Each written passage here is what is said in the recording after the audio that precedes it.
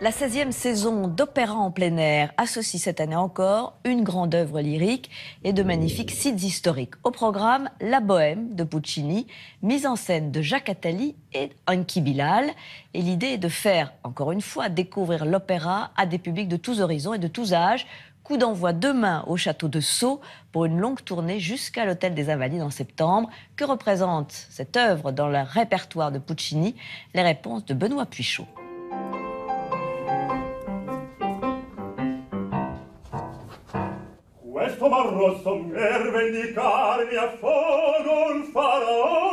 C'est la Bohème sur les bords de Seine. Marcello donne les derniers coups de pinceau à sa toile sous le regard attentif de Jacques Attali. On le connaissait, écrivain, conseiller et même chef d'orchestre, Jacques Attali est maintenant metteur en scène d'opéra. Vous vous retournez un peu plus tôt parce que vous n'allez pas dire qu'effaille juste en vous retournant. Avec le scénariste et auteur de BD Enki Bilal au costume et au décor, il s'attaque à la Bohème, le chef-d'œuvre de Giacomo Puccini pour le festival Opéra en plein air. Et pour sa première, Attali n'a pas choisi n'importe quel opéra. Joué pour la première fois en 1896, la Bohème marque un tournant réaliste dans l'opéra romantique. Puccini célèbre la jeunesse, la vie amoureuse et la misère des artistes du Paris de 1830 et fait de la Bohème le premier opéra moderne du 19e siècle. Après Verdi, qui était l'homme des grands thèmes héroïques, brusquement, il y a quelqu'un qui fait parler des petites femmes, comme il dit, qui d'ailleurs ont meublé considérablement sa vie, entre autres. Mais c'est ce qu'on a appelé le vérisme. Ça, c'est sa caractéristique.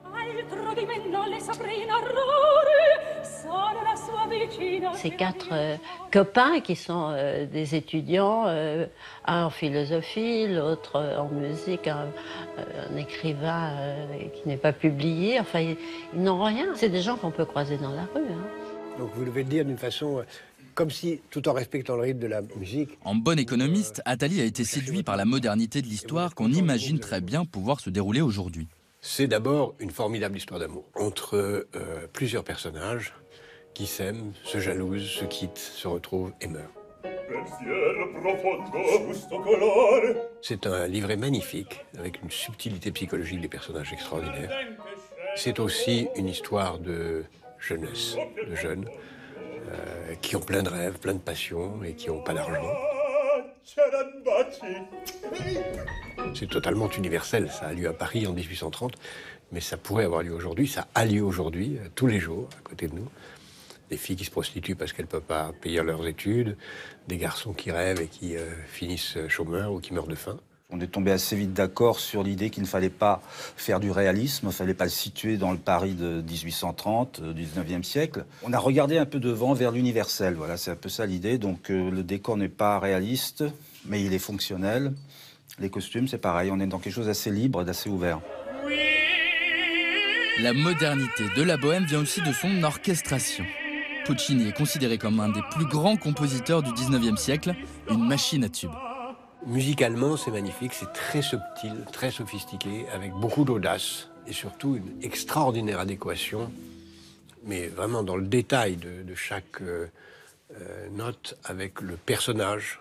Chaque thème renvoie un personnage, le retour d'un thème, même s'il n'est pas en dominant, mais à l'intérieur de l'orchestre, dans un tout petit coin, comme une sorte de couleur secondaire. C'est quand le personnage apparaît, son thème réapparaît. C'est d'une sophistication et d'une complexité musicale géniale.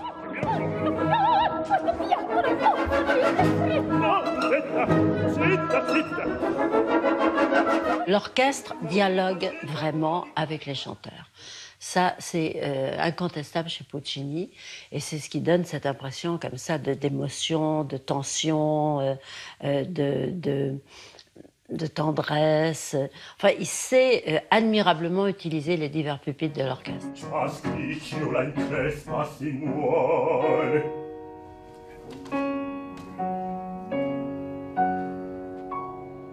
Et si vous voulez voir ou revoir tous nos reportages et toutes nos rencontres, abonnez-vous sur notre chaîne Entrée Libre.